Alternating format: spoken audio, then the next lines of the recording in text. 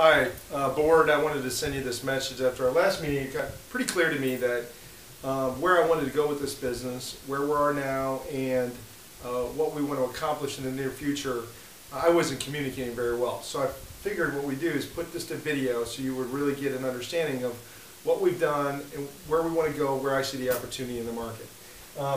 The basic economic drivers that I see in this marketplace, the trend that I'm trying to ride with Rainmakers is really threefold. You've got three major players entering the market that are really causing this need for infrastructure that Rainmakers provides. You got three major drivers that really are creating a great demand. One are all these middle management America. You know, these middle management America, MMA, let's just say that for short. Middle management America, it doesn't have jobs anymore. They don't have jobs. I was reading an article about Bank One going from 400 vice presidents down to 4 in 3 divisions. 400 vice presidents to 4. Those people are looking for new jobs. They're looking for new ways to create income, and entrepreneurism is a great way for them to get there.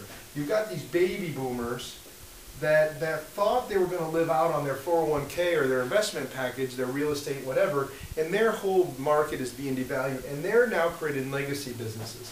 And these legacy businesses, you know, you can see these people that are working in their retirement ages. Maybe they're 60, 65 years old, 55. They thought they would have been done by now, but they're going re-entering the entrepreneurial market. And then you've got the Kyle Lacy's of the world, the millennial and the Y generation that are hitting, because of this internet age, they're hitting the market, and they are never going to work for anybody else. They're going to have their own business, their own marketing firm, their own social media. They know about lead generation in ways we've never even saw before, and they are really driving this free agent nation that I read about. Literally, Drucker talked about literally 30 years ago. He said we would be a country of free agent people. And there was a recent article I just read that said that the amount of independent contractors compared to workforce will go from about 31% of the workforce to 41% over the next 10 years. I mean, that's pretty crazy. They need infrastructure. Rainmakers provides that. We can't necessarily do that in our current state. We've got to evolve in order to do that. We have to ultimately get down to what is our core competency. What are we really good at? What are we providing at networking? And when I think about it, it really comes down to one simple thing. It is, how do we get a meeting with a prospect that is qualified, that can possibly buy our product or service? And the only way that I know how to do that, the ways that I know how to do that going forward are really, we got to train them. We got to teach them how they can get to the right decision maker that is going to possibly buy their product or service. You know, we do that through understanding what a power circle is, what a niche is, who is good at referring each other, why they're good at referring each other, why it makes good strategic sense to refer each other back and forth. We talk about commitment and how to elevate a relationship in a networking environment. We've got to talk about how to believe that people will actually do that and reciprocate, and how to create an expectation back and forth, because sometimes people think they're just doing this out of the goodness of their own heart. And that works for the short term, but it doesn't ultimately pay off economically.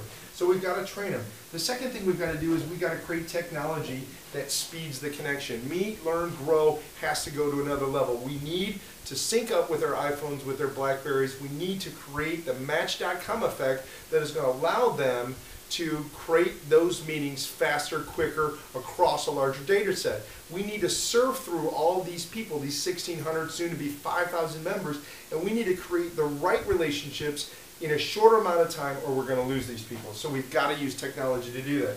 The third is we got to transform them.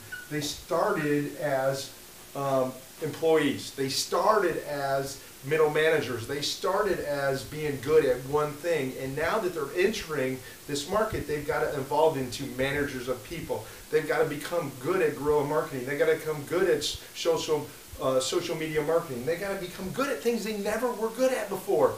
And so Rainmakers has to provide the infrastructure to do that if we're really going to take this thing nationwide. We have to create a system that does that and delivers that going forward.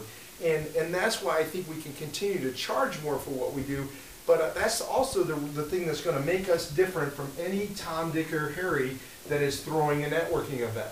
That's where we've got to go. We have to be a blue ocean play that develops and delivers value in a way we don't necessarily see it right now. The end result of what I think this product should be is technology, training, and this transforming. And our value proposition going into these new markets are really 65 to 35 events versus training.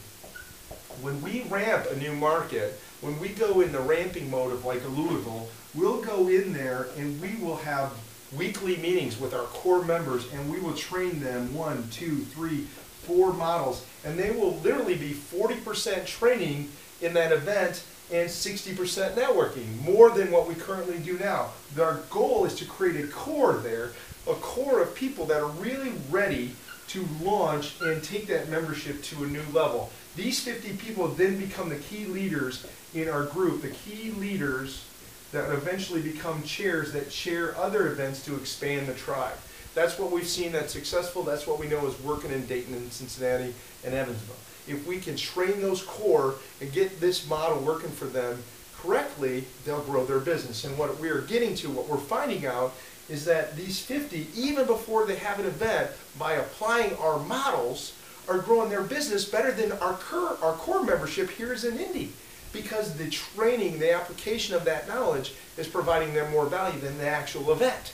And so that's what really makes me understand that this product needs to look differently than it does here today. And that is, we have to evolve towards that. We have to grow to what we are in these other markets. We have to become that in Indy, and we have to replicate that going forward. Well, the problem that I'm facing, and the reason I'm fighting the idea that we need to see COO is because we understand this. We already know that we need to do this. The problem that I'm really facing that if I go out and hire someone at 80K, right, it takes me 3 months to identify an AD. And then after that 3 months, it takes us 3 months before we're creating any revenue. So I'm already into the 6 months. After that, it's going to probably take me another 6 months before I can get a return on investment for that time. Well, when you're talking about paying $80,000 for another human being like a COO, it is so expensive in $39 a month, and we're not even getting that in our new markets. We're getting 60% of that $39 a month. And by the way, we're not even getting our $549. We're getting $350, $375, whatever we can charge in that new market. My BOI is so far out that the person that I hire now, right now, has to be able to swing the bat. They have to be able to drive my immediate revenue.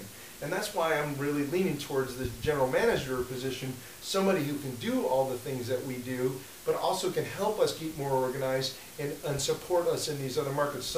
Somebody who can help run Mother Goose, yet still support these outside markets. It's because of this length of BOI, this length of return on investment. I'm still living on 60% of the dollars that are in that market. So on $39, if we were actually getting that, 20 of that is really only coming back to the organization. And when you divide out a salary that's that high, it takes too long for us to see that return. So that's what brought us in the capital need, or that's what brought us in the need for us to take whatever we're spooning off as profit to get to the next level. Does that make sense?